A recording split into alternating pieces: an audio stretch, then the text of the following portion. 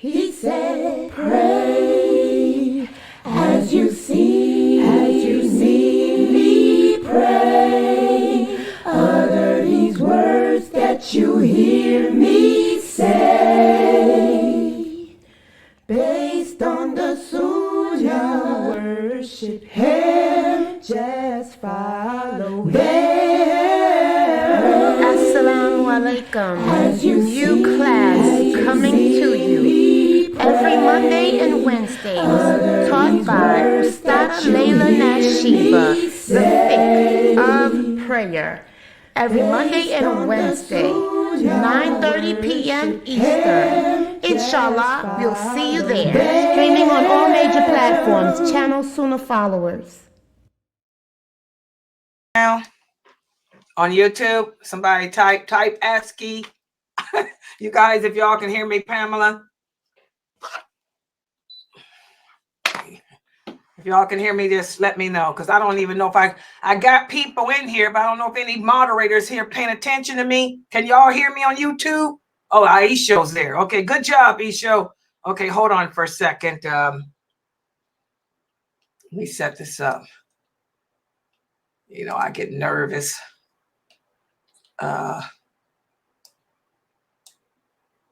What's this? I don't know what this is. Nope. There we go. Okay. Inna alhamdulillah wa salat wa salam ala wa rasulullah. Let me welcome everybody to our new series of how to perform the prayer from A to Z. And by the way, this is the second time that I've taught this series from A to Z. And again, I'm teaching you how to pray in plain, simple English. Okay, so that way you can't, I'm not going to use a lot of Arabic terminology, which I never do anyway. Like Dr. Ali said. How many of you were here for Dr. Ali's class? Like Dr. Ali was telling you guys, Arabic. One Arabic word can mean many different things. Like he told you guys about the term fitna. Fitna does not just mean trials. It does not just mean hardship. It means confusion, all of that. So that's what happens, I think, with a lot of the Muslims in the West and the Arabs too, because believe it or not, the Arabs don't speak Arabic either. They speak slang. We don't really understand the meaning of these terms that we use. Okay, so this class, I will be breaking down how to pray from A to Z in plain, simple English for the English-speaking world, like I've been doing. Okay, so there's no excuse. When those angels come to pull your soul at death, you can't say, oh, I didn't know how to pray correctly because the imam didn't speak English. They're going to ask you, why didn't you listen to Laila Nasheeba? Oh, yeah, she may be a female, but where did I tell you because a person's a female, they don't know this deen? Haven't you heard about Aisha, radiyallahu anha, one of the first scholars of Islam? She knew this deen better than most people, subhanallah.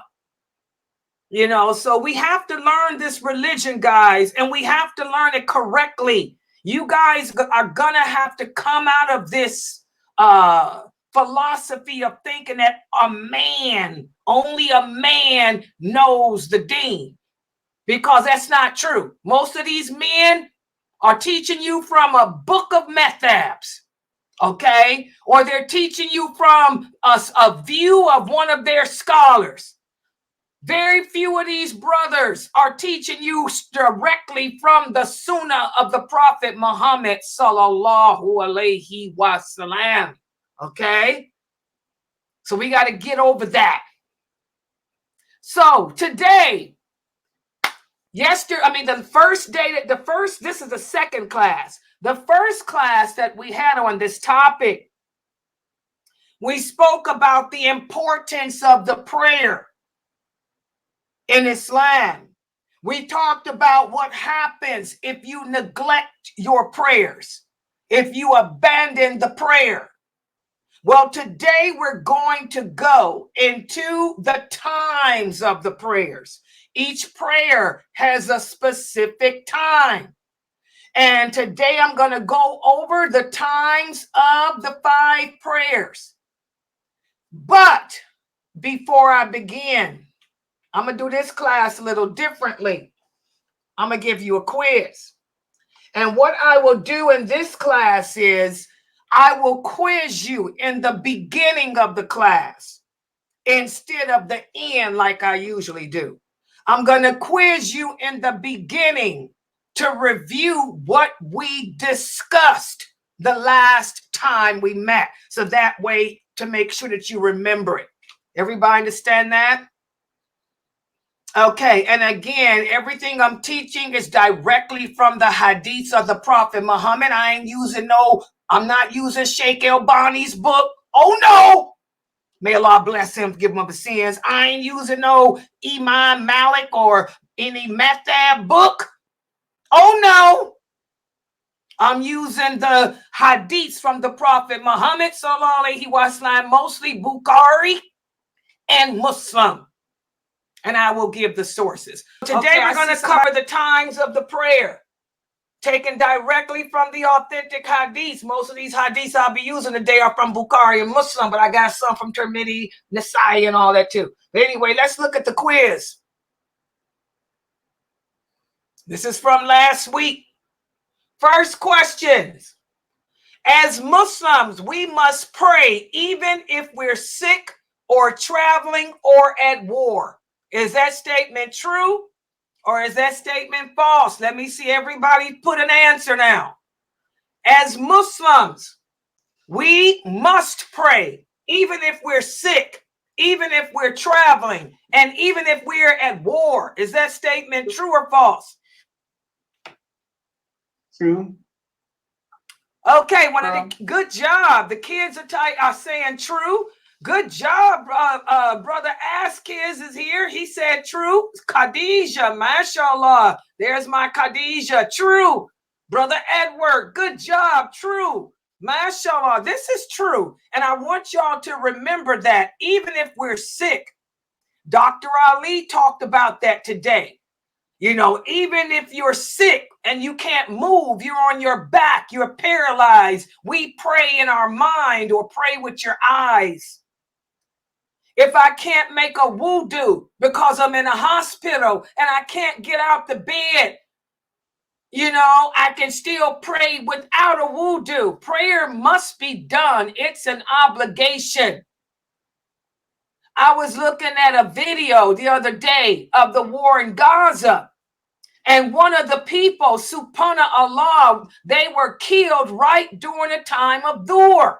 It was Dhuhr time. The Muslims were praying Dhuhr when a bomb went off. And do you know those Muslims that were on the ground dying, and many of them had their shahada finger up saying, La ilaha illallah. Some trying, you know, because they knew they were dying, and some of them were still lying on the ground reciting their prayer. I said, that's what you call faith. This one man's legs were blown off, and he still was saying, you know, was doing his prayer like this with his head. Subhanallah. That's faith. Prayer is an obligation. And remember the hadith of the Prophet. The Prophet sallallahu alaihi wasallam said, the last deed that you do on this planet can determine if you end up in paradise or hell.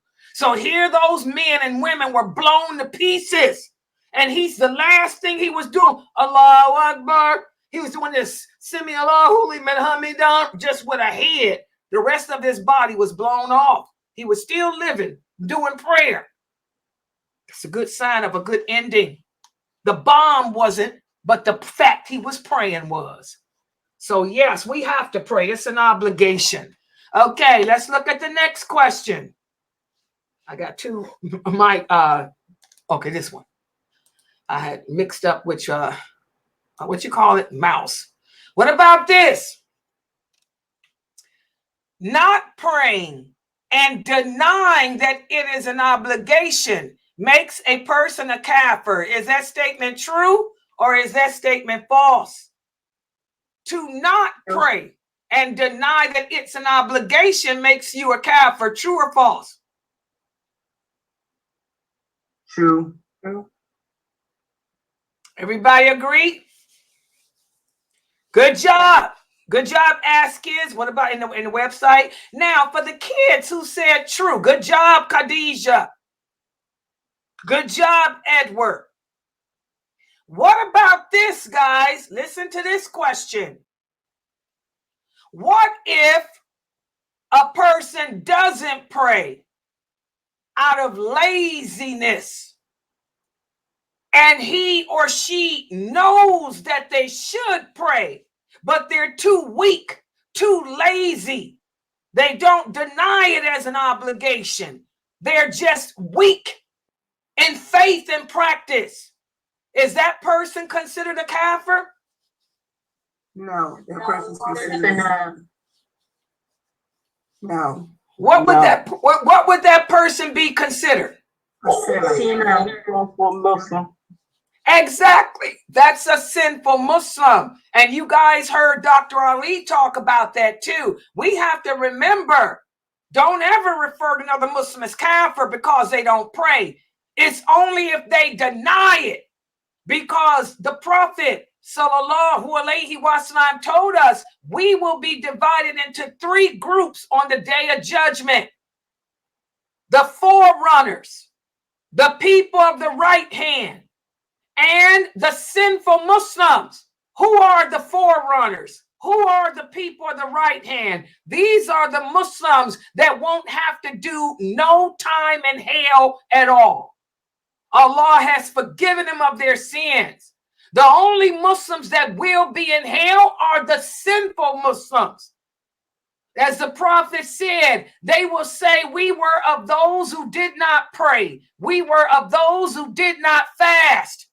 We were of those who didn't wear hijab. We were of those who didn't grow our beard. They believed in Allah, but they did not fulfill the obligations due to weakness. So we can't say because a person's weak in faith, weak in practice, that they are kafir because they don't pray. I don't want to ever hear any of my students say that.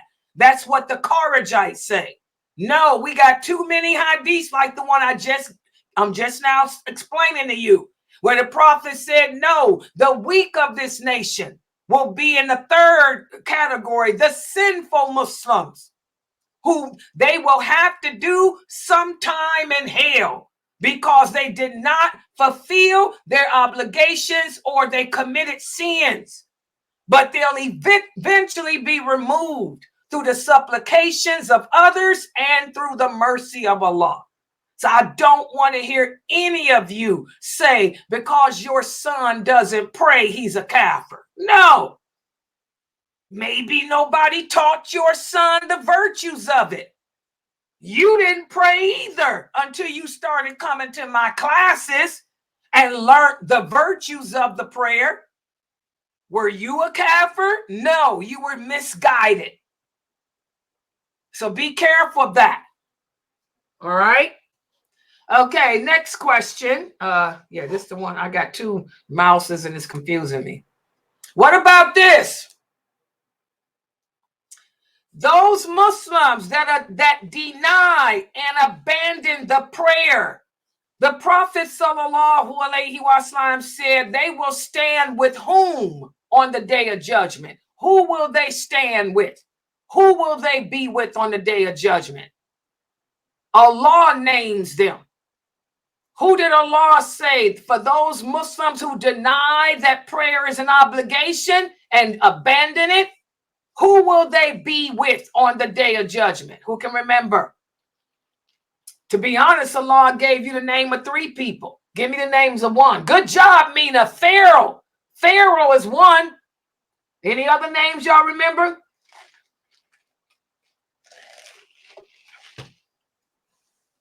Good job, Ask Kids. Pharaoh is 1. Yes, Haman. Good job, Edward. Haman is another. And these were the worst men created. These were the Karun. Karun is the other one. Good job, Jamila. These were the ancient Egyptians Allah left their pyramids, their tombs behind as reminders to us all. These were men who Allah blessed with a lot of money. He gave them all the money and power on earth. But rather than submit to Allah and show their gratitude to Allah, they denied Allah and said that their glory, their money, their fame, walaikum salam, Brother Malik, that all of that was due to themselves. And by the way, that's an example. Like I said, I know my classes, if my classes are important, it don't matter where you are in the world, you'll come. There's Brother Malik. Walaikum salam. May Allah bless you. Aki. Hello. I got Muslims here all the way from Antarctica. In South Africa here too. South Africa's in the house. The Emirates is in the house. Saudi is in the house. By the way, dude, what's up? I got Australia in the house. So anybody that can't take the time to learn this religion the correct way, don't whine to me about people catering to you. You better get up off your rocker and learn this deen. You got to work for paradise. Paradise ain't given to nobody. You got to earn it. You want paradise, you got to struggle for it. Schedule your life around these classes. Don't think that I'm going to schedule my classes around you. Subhanallah. Hello. Goodbye. Yeah. But mashallah, these are brothers men whom Allah had gifted with money, power, prestige, and all of that. But instead of them submitting to Allah, they attributed all their wealth, their power to themselves. They're cursed by Allah. They will be in the hellfire. And for those Muslims who abandon the prayer, they will be with them. You will not be standing with the Prophet Muhammad sallallahu alaihi wasallam. So that's what we talked about last week. That was the first of this series, our first class. We talked about the importance of the prayer and how as Muslims, we should never abandon it, how we have to spend each, a day of our life fulfilling our obligations. And I want to reiterate. Did you guys hear Dr. Ali reiterate too? Allah does not accept any of our good deeds if we are deliberately, intentionally disobeying him. Just like the Prophet sallallahu alaihi wasallam said, what's the source? Bukhari, Muslim. The month of Ramadan. If you fast the month of Ramadan, all your previous sins are forgiven, as long as you are not indulging in major sins. What did Ibn Abbas say that means? Ibn Abbas said that means as long as you are not deliberately, intentionally disobeying Allah. So for you sisters who don't wear hijab, if you're not wearing a hijab, Allah does not accept your prayers. Another hadith. The Prophet sallallahu alaihi wasallam said Allah does not accept the prayer, or Allah does not accept any good deeds from anyone who's deliberately disobeying him. And don't ask me, let me remind you young brothers who don't know the deen. Do not, I repeat, do not send me an email asking me to copy and paste to you my hadiths. First of all, they already here on my PowerPoint. Secondly, you're not qualified. You are not qualified. You are not qualified to sit around and argue this religion with other people. You're a convert. You ain't been Muslim but a day. Who do you think you are? And we talked about enjoining good and forbidding evil. In order to enjoin the good, you have to, first of all, meet the criteria. Number one, you have to have the correct belief system. Number two, you have to know the lawful and the unlawful. You don't even know what la ilaha illallah means. So who do you think you are? Do not use me and my platform to try to get information so that you can go back and argue and debate with other Muslims, because I ain't here for that. And if anybody that knows their religion, you wouldn't ask me to show it to you.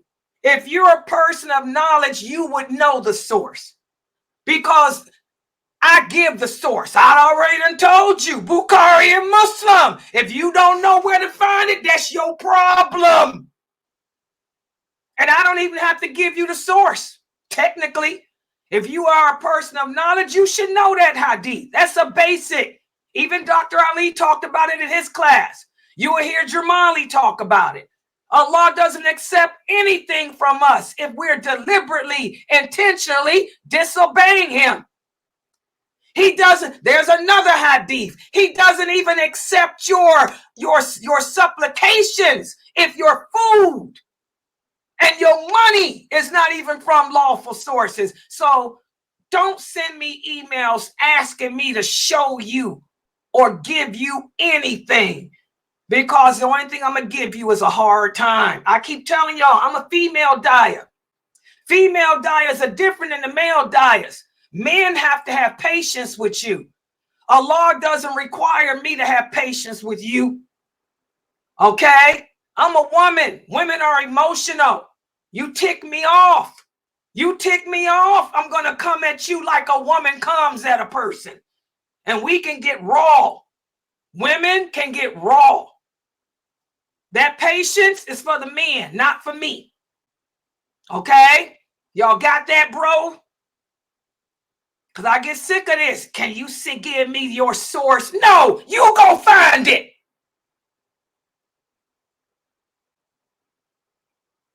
I ain't like these other women. Don't no man disrespect Laila Nasheeba. Hello, I will take my respect. If it's not given to me, I will take it.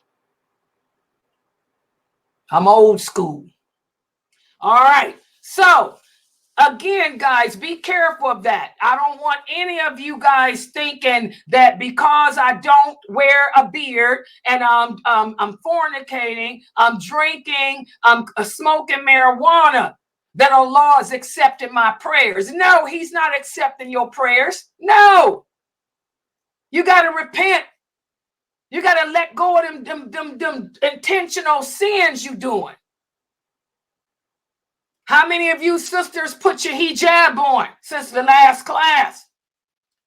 You sisters have to dress correctly. Otherwise, none of your good deeds are accepted. Not any. You will be the bankrupt person. That's another hadith. What's the source? Bukhari and Muslim. The Prophet said, don't be the bankrupt man. The companion said, who's the bankrupt man? The bankrupt man is the man who will be raised up on the day of judgment and all his good deeds in vain. Okay, don't be the bankrupt man. Don't be the bankrupt woman. Put a hijab on. Otherwise, your prayers and stuff ain't accepted. All right, so this is what we talked about the last time we met for this class. And now today's lecture. Oh, one more question. I forgot. I added this one. I forgot. I'm sorry. My granddaughter called me and told me to add this one. She's been listening. What about this one? We should make our children pray when they reach the age of puberty. Is that statement true or false? What do y'all think about that? Make your children pray when they reach the age of puberty. What do y'all think? My granddaughter. False. False. Oh, everybody agree it's false? Yep. Okay, good job, Khadijah. Why? Why is it false? Who can explain why? Prophet said, make the children fast. That's it. When they get to the age of 10, you beat them if you have to. Y'all agree with her answer? Good job, Mina. Good job. Teach them. The prophet said, teach them at the age of 7. Make them at the age of 10. Good job on that hadith, Lena. You make them at 10. Don't make them at 7. You teach them at 7. So what does that mean? That you sisters and brothers should be praying with your children.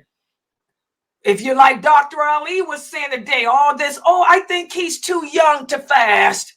I think that he's too young to pray. Your thoughts, what you think don't mean nothing. Allah said, make that boy get up, make wudu, teach him how to make wudu, have him stand up with his father and pray. That little girl that you think is too young, hey, you gonna think she too young when the boys start talking to her when she's 10 too and got a period. Okay, you get that little girl up, teach her how to make wudu, how to put a hijab on and have her stand there and pray with you. If you guys make your children pray with you while they're young, then when puberty hits, it's a part of their life. Like with me. I've been wearing hijab. My mother had me wearing hijab since I was the age of 6. So by the time I was puberty at the age of 9, hijab was part of me. To this day, I cannot imagine going out the house without a hijab on. I don't even make mistakes like that. The first thing I do is when I wake up is grab my hijab. It's part of me. You see those women in Gaza. How many of you seen any women without a hijab on? Them women got hijabs on. They in war times. Those women got a hijab on. It's part of them. Subhanallah. Your children don't have it as a part of them because you didn't enforce it when they were children. Okay, so even with the prayer, with fasting, with the way we dress, we teach our children at the age of 7. We beat them and make them do it at 10. Oh yeah, whoop their behind. Make them pray. You didn't make your salat, either get in here and pray or I'm going to beat your behind. Old school. Okay? All right. So I think that was the last question because my granddaughter had me put that on. Good job. So now what we're going to do is speak about the times of the prayer and take notes. I want everybody to understand that Allah tells us in the Quran that every prayer has its own time at which it must be performed. And Allah has positioned those prayers the way he did with his hikmah, his wisdom, because we were created to worship him. We were put on this earth to prove to him that we believe in him. So Allah has fixed each prayer at a specific time because he wants us to stop what we're doing and remember him. Listen to what Allah says in the interpretation of the meaning. Prayer at fixed hours has been enjoined upon the believers. That's my dalil. Now, how many of you have been told that because you didn't make the prayer as soon as the adhan went off, you prayed it late? That is not true. That is not true. How many have you been told that you have to, soon as the adhan is playing, you have to jump up and stop what you're doing and pray? That ain't true either. The beginning of each prayer occurs with the adhan and it ends with the adhan of the next one. What does that mean? Except for Fajr.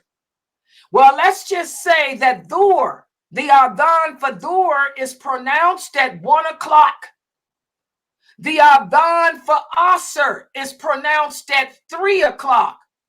That means you can pray the Dhuhr prayer anytime between 1 and 3. If I'm cooking dinner, I do not have to stop my dinner cooking and go make salat because the adhan went off. I have any time between 1 p.m. and 3 p.m. to make dhuhr. Does everybody understand that? That's the fixed hours. That's the fixed time. So because I prayed dhuhr at 2:35 does not mean I prayed it late. To pray it late means to pray it out of its time frame. Does everybody understand that? If Asr comes in at 3 and I didn't make dhuhr until 3 o'clock, now I prayed it late. But I have between 1 and before the Adhan at 3 to pray it. I hope that's clear. And Allah gives us the different times of the prayers. For example, listen to what he says in the interpretation of the meaning. Pray the 2 end prayers of the day. Pray at the 2 ends of the day and in some parts of the night. Good deeds cancel out evil deeds. And this is a reminder for the mindful. Also in another verse of the Quran, Allah says in the interpretation of the meaning, establish prayer at the setting of the sun until the dark of the night, and the recital of the Quran at dawn. Lo, the recital of the Quran at dawn is witnessed by the angels. This is another verse where he's telling you the time of the Maghrib prayer. Also in another verse, Allah says in the interpretation of the meaning, celebrate the praises of your Lord before the rising of the sun and before its setting. Glorify him some hours of the night and at the 2 ends of the day, so that you can find acceptance. So here you can see Allah has set those times. And these verses specifically are referring to the Fajr prayer and the Asr prayer. Okay? We have a hadith where one of the companions tells us that they were sitting with the Prophet sallallahu alaihi wasallam, and it was a moon. They looked at the moon, and it was a very clear night. And the Prophet said, you will see your Lord clearly, just as you see this moon, and you will not be harmed by looking at him. So if you can, do not allow yourselves to be overpowered regarding the prayer before the rising of the sun and its setting. Okay, so again, each prayer has its fixed time. Allah is the one that fixed those times for us, because again, what is the purpose of us being here on this earth? What is the purpose of us being created? We were created to worship Allah.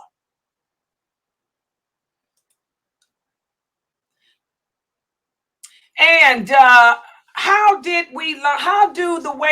One of the new shahadas asked me, Sister Layla, where did the way we pray come from? And I told him that was Edward. Edward, here's the hadith. The way that we pray was taught to us by the angel Jibreel. He taught the Prophet Muhammad sallallahu alaihi wasallam how to pray.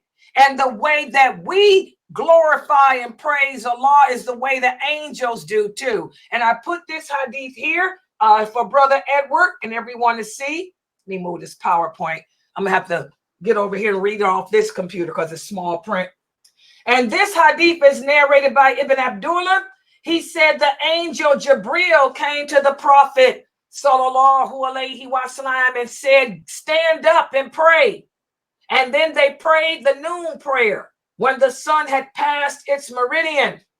Then he came to him for the afternoon prayer and said, stand and pray. And they prayed the afternoon prayer while the length of a shadow of something similar to what was similar to the length of the object. These are the times. As you can see, this is Jibreel not only showing the Prophet how to pray, but teaching him how to recognize the times of the prayers too. Then he came at night and said, stand and pray. And they prayed the night prayer when the twilight had disappeared. Then he came at dawn and they prayed. And then the next day at noon, he came and said to the prophet, stand and pray. And they prayed the noon prayer until the shadow could be seen. So again, this shows, again, and take a screenshot of this. I'm going to let this sit here for a minute so you brothers can screenshot it. This is the hadith. Let me give you the source too. There it is. There's the source. And as Imam Bukhari said, this is the most authentic hadith concerning the time of the prayers. But it came from many sources. But I'm going to let y'all copy that, screenshot that. You see that, Edward? Take a screenshot. Brother Omar, if you hear, screenshot it. Because I don't know what type of people y'all dealing with. I think y'all confused with some Shiites about the prayer times. Dr. Dramali told me, guys, that the Shiites don't pray at the same times we do. The Fajr prayer and the Maghrib prayer, that's why during Ramadan, the Shiites will tell you to wait till the red disappears from the sky to break your fast. That's not true. When the red disappears, that's Isha. And that, for those of you who don't know, I keep telling y'all, those Adhan callers were created by Shiites too. That's why those Adhan callers be off. They don't pray at the same times we do. But this is the dalil, that the angel Jibril came to the Prophet sallallahu alaihi wasallam and not only taught him how to pray, but taught him when to pray too, the times of the prayers. Y'all see that? Okay. So now let's break it down. And I'm going to use some pictures today to try to give you an idea as to how to recognize when it's time for each prayer. And then on the next class, I'll give you a quiz. I'm going to take a bunch of pictures of the sun in different positions and see how well you can recognize what time it is to pray. So let's look at the time for Dhuhr. Dhuhr is the midday prayer or the noon prayer. It begins when the sun passes its meridian. And it stays in until you can see your shadow. Of course, a lot of you don't know what is a meridian. Look at this picture here. When you look up at the sky and you can see the entire round circle of the sun, and it's white like that, that's Dhuhr. And I want you guys to do that tomorrow. Tomorrow or today, if you in Europe, at noontime, I want y'all to look up. When it's time for the Dhuhr prayer, look outside. The sun is going to look like this. It's going to be white in color. It's going to be high up in the sky, and you'll be able to see the whole circle of it. That's when you know it's time for Dhuhr. Y'all see that? Take a screenshot of that. And I want y'all to look for that tomorrow when it's time for Dhuhr. And the Prophet sallallahu alaihi wasallam told us that this is one of the hottest times of the day too. So if it's hot outside, you can delay praying the noon prayer until it gets cooler. Okay? So if it's too hot like it is now, it's terribly hot here. So, if people might want to delay praying it until it cools down some, then this is permissible in Islam. Where's my evidence? It ain't based on no madhab. It's based on the Prophet. We have the hadith, whereas Anas tells us if it was extremely cold, the Prophet sallallahu alaihi wasallam would pray early. If it was extremely hot, he would wait for it to cool down. So again, I don't need to hear what the four imams say. I don't care what the four imams got to say about how to pray. The Prophet Muhammad taught us everything we need to know. Okay? Also another hadith, Abu Dhar, he says, we were with the Prophet sallallahu alaihi wasallam on a journey. And when the caller to prayer wanted to give the adhan, the prophet said, wait for it to cool down some. And this happened 2 or 3 times until we saw the shadow of the hills. The shadow of the hills is when it means it's close to Dur. To Asr. And we're going to talk about that in a minute. And that's when the Prophet sallallahu alaihi wasallam said, the hottest part of the day comes from the hellfire. Allah allows the hellfire to take 2 breaths. So when you experience that extreme heat of the day, that's Allah allowing the hellfire to take its breath. Okay? And there's the source, Bukhari and Muslim. Y'all can screenshot all of these hadiths. Okay? Take a screenshot of this. All right. So that's how the sun is going to look for Dur. It's going to be up in the sky. It'll be white in color like that. And you'll be able to see the entire ball of it or disc of it. That's Dur. And it stays that way until Asr. Now, what's the time for Asr? The Asr prayer. This is the afternoon prayer. This prayer begins when you can see your shadow. When you can see your shadow. When your shadow is the same length as you. Look at this picture here. Y'all see this ball. The ball will also be yellow like this. Y'all see how the sun is yellow in this picture and how you can see the shadows of the trees? You can see the shadows. If I was outside standing, I'd be able to see my whole shadow. That's when you know it's time for Asr. The sun will be turning yellowish like that. It'll be to move down in the sky. It'll be a yellowish color like that. And you can see the shadows of the buildings, the shadows of yourself, your whole body shadow. Not half the body, the whole body. Not half the tree, but the whole tree. Like we see here. See this tree shadow, the whole tree. The whole tree. That's when you know it's time for Asr. And there will come the time when we won't have the internet anymore.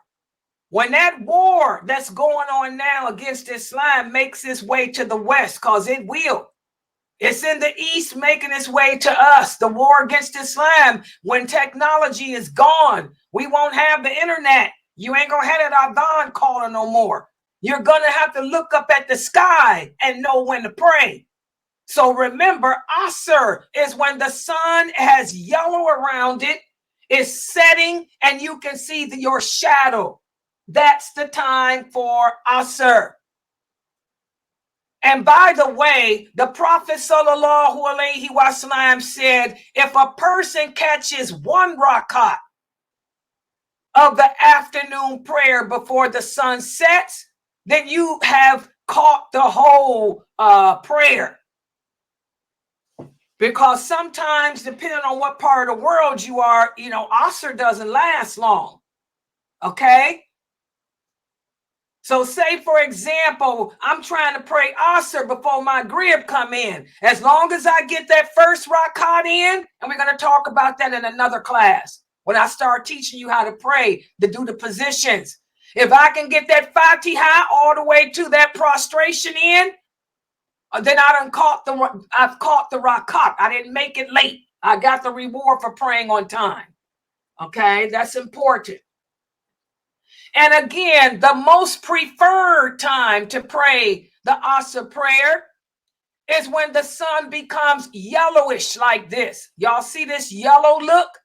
It's yellow, and you can see those shadows. That's the most preferred time.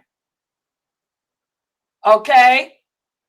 Some people also say that it's disliked because, if you wait this long, you a hop, skip, and a jump from Maghrib. But the bottom line is you can still pray it when it's like this.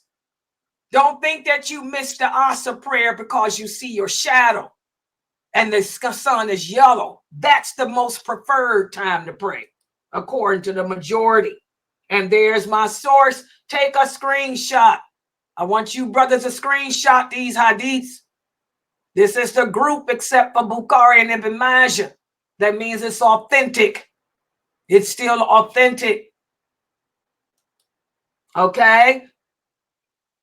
Now, if it's cloudy outside, like it was today here from where I live, then you should try to pray the Asa prayer as early as possible, because you're not going to be able to see this yellow. And that's, excuse me, based on this hadith, where one of the companions said, we were with the Prophet sallallahu alaihi wasallam during a battle, and he said, hurry to pray on this cloudy day, because the one who misses the afternoon prayer has destroyed all of his good deeds. So if it's raining outside or cloudy like this, make it early. Don't delay the Asr prayer to this point. Don't delay it to the yellow. Don't wait to the yellow, because the yellow means it's one step from turning orange. The yellow here means it's almost Maghrib, because there's some orange at the bottom. Y'all look at the earth here. Y'all see the orange on the ground? The orange on the ground lets you know that you're close to Maghrib. Okay? You can pray this way, but try not to if it's cloudy. And now we're going to speak about, oh wait, first of all, I did put this in here. Let me explain why I put this in here. Thanks for this coffee, Norto. I am wide awake now. May Allah bless my babies. Oh, Allah, I feel so much better. I needed this. Okay. One of the brothers asked me the other day when I was reciting that verse of the Quran to you from my class on the Meqqasidic tafsir. And I told you that Allah was referring to the Asr prayer. Here's my dalil. When Allah says in the interpretation, the meaning, observe and guard your prayers, especially the midmost prayer. Some people say the midmost prayer means Fajr. Some people say the midmost prayer. No, Allah is speaking about the Asr prayer. And that's what I told you guys. One of the brothers sent me an email trying to call Layla out. Don't call Layla out. I keep telling y'all I'm old enough to be your grandmom. And I know my deen a little bit better than you, because I've been living it longer. Okay, listen to this hadith. It's narrated by Ali. May Allah be pleased with him. He said that the Prophet sallallahu alaihi wasallam told them on the day of the battle against the clans. He said, may Allah fill the graves and houses with fire, as these people prevented us from performing the midmost prayer until the sun has set. And what's my source? I tell y'all, I deal with Bukhari and Muslim. That's why I stick to Bukhari and Muslim, because I got to cover myself. Because I know there's a lot of sick people on this internet, Ruway Bida, who want to try to throw salt in your program. And I don't speak without knowing what I'm talking about. If I can't back it up, maybe that's because I'm a paralegal too. Yeah, legal field teaches you that. Also, ex-union rap teaches you that too. You got to cover yourself. All right? So when Allah is talking about the midmost prayer, he's talking about the Asr prayer. And there's the dalil. Also, Ibn Masud, I told you guys, whenever there's something in Islam that's not clear, we're supposed to look to see how the companions understood it. I'm not going to tell you what Imam Malik said the midmost prayer is. I don't care what Imam Hanafi said about the midmost prayer. Ibn Masud, may Allah be pleased with him, who was one of the original companions. He said the idol worshipers kept the prophet sallallahu alaihi wasallam from the afternoon prayer, from praying it within its time frame. The sun had become red and yellow. Red meaning it's time for Maghrib. And that's when the prophet said they kept us preoccupied from the midmost prayer. So here's my dalil. The midmost prayer is Asr. And then also, guys, there's also, as Ibn Abbas, may Allah be pleased with him, explained, you know, Asr is so important. Why? Because that's when we are at our busiest time during the day. That's when we're at our busiest time. It's so easy to become preoccupied with our job or with cooking or with picking up the kids from school that we can miss Asr. So Asr is the midmost prayer. And there's your dalil. Look at the sources of both of these hadiths. Sahih Bukhari and Muslim too. You brothers have to stop trying to challenge me and just come here to learn. If you come in here to learn, learn. Sit back, take a screenshot and learn. Don't come here thinking that I'm one of those fake women like y'all see in England on YouTube, pretending to be scholars, showing you how to do a hijab tutorial or how to put on makeup. I ain't one of those women. I'm a grandmama, a great grandmother, number one. Number two, I'm all about the deen. I've been teaching Islam since I was 12 years old. So don't call me out, bro. Come here to learn or bounce. You don't want to learn? Keep it moving. The internet is spacious. Go learn somewhere else. All right? Don't upset Layla. Layla got anxiety. She's an old woman with anxiety. Oh, yeah.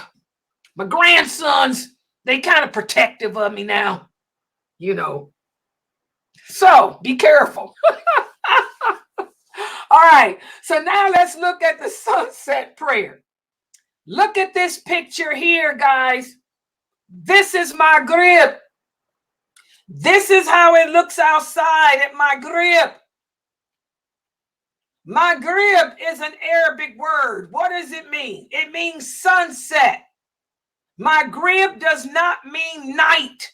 Isha means nighttime. The night does not come until Isha, guys. You hear, how many of you have heard Muslims say that the night begins at Maghrib?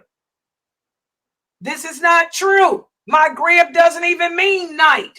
The night begins at Isha. Maghrib is sunset. It ain't nighttime yet. This is the sun setting. And this is how it looks. It's one of the easiest prayers to recognize, because the sky becomes orange. The yellow is at the top, letting you know that Asr is gone. The orange is at the bottom, letting you know that Maghrib has begun. And so the time for Maghrib begins with the disappearance of the sun, and it will last until that red, that orange disappears. This is not nighttime.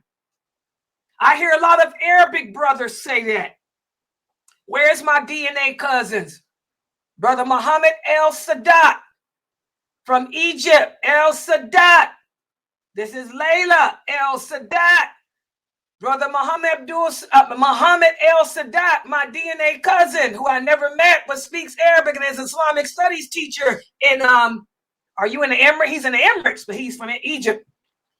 Are you one of those Egyptians that's going around saying that the nighttime begins at Maghrib? Type in English. He said, no, cuz you're right. It's Maghrib is not night. Night is Isha. Good job. He said, good job. Good job. Work on your Arabic. That's all I hear from my DNA cousins. Work on my Arabic. I'll bring brother Isa, my brother Isa over there. He speaks Fusha. But anyway, let's look at the time. But how many of you have heard Arabs tell y'all that, though? Seriously. Yeah, that's true. What Fast type in here, she's right. What Fast said, they think that Maghrib is night. It's not night. The night does not begin with Maghrib, guys. It begins at Isha. Okay, this is sunset. We have a hadith whereas Abu Musa al-Ash'ari, may Allah be pleased with him, he tells us that a man asked the Prophet sallallahu alaihi wasallam about the times of prayer. And he told him that he ordered the sunset prayer to be when the sun has set. And on the next day, he prayed it when the red twilight was ending. And he said, no, that's wrong. The time for the sunset prayer is between those two times. So the Maghrib prayer is before the night. It's when you see this in the sky. Y'all understand that? Also, the Prophet sallallahu alaihi wasallam said, my ummah, my nation will always be along the natural path as long as they pray the sunset prayer before the stars appear. How many of people make Maghrib too late? There's a lot of Muslims that don't pray Maghrib on time. They wait till Maghrib is over and they're praying it at Isha. For example, the Shiites. The Shiites got a whole different time of praying. Maybe that's why we're messed up as a nation today. We don't stand ankle to ankle, shoulder to shoulder. We're not praying our salats on time. We're not praying them at the mosque. We've replaced the mosque with the Times Square street. That's why we're not together. That's why we're not on the straight path no more. Okay, but this is Maghrib. And another hadith, the Prophet sallallahu alaihi wasallam said, pray the sunset prayer when the fasting person breaks his fast and when the stars are about to appear. That's how we also know when it's time to break fast too. We break fast at Maghrib. Another hadith, one of the companions said, we prayed the sunset prayer with the Prophet and one of us would leave and would still be able to see where he shot his arrow. In other words, it's telling you it's before the nighttime. All these hadiths are proofs that the Maghrib prayer is before the nighttime. The night begins at Isha, not Maghrib. The night begins at Isha. Isha is an Arabic word. Sister Wafaz typing here a lot of stuff. She said Isha is the Fusha for night. She said that's what Isha means. Isha means night in Fusha, than the original Arabic. This is the night prayer. Okay. This prayer begins when the red disappears. So what does that mean? That means when you look outside and you see nothing but the dark, you don't see any more red. The red and orange is gone from the sky. And by the way, take notes. The Isha prayer does not, I repeat, it does not, I repeat, it does not end until Fajr. You got a lot of these imams here in America telling you that you have to pray Isha before 12 o'clock. Where's their dalil? Is that from a madhab or is that from the Prophet? Because I'm getting ready to knock those brothers off their thrones right now. Number one, the Prophet sallallahu alaihi wasallam said, if it were not a hardship upon my nation, I would order them to delay praying the night prayer until a third or a half of the night has passed. The third of the night is right before Fajr, guys. Half the night is the middle of the night. So where do these brothers get this notion telling you that you got to be praying Isha before 12? That's not from the Sunnah of the Prophet Muhammad. nor is that from the example of his companions. We have another hadith by Abu Sa'id, may Allah be pleased with him. He said, once we waited for the Prophet to lead the night prayer until half the night had passed by. And then he came and prayed with us. He said, stay in your places of sitting while the people have gone to their places of lying down, for you are in prayer as long as you are waiting for it. If it were not a weakness for the people and an illness for the sick, I would delay the time of this prayer to half of the night. So you do not have until 12 o'clock to pray Isha. You have until Fajr, until the Adhan for Fajr. And there's the authenticity of that hadith. Okay? Also, we have this authentic hadith, Sahih Muslim. The Prophet sallallahu alayhi wasallam said, there is no negligence in sleeping, but the negligence lies in not praying a prayer until the time of the next. So that hadith is telling us every prayer ends at the beginning of the next prayer except for Fajr. Fajr ends at sunrise. All other prayers end when the Adhan is called for the next. Have I made this clear?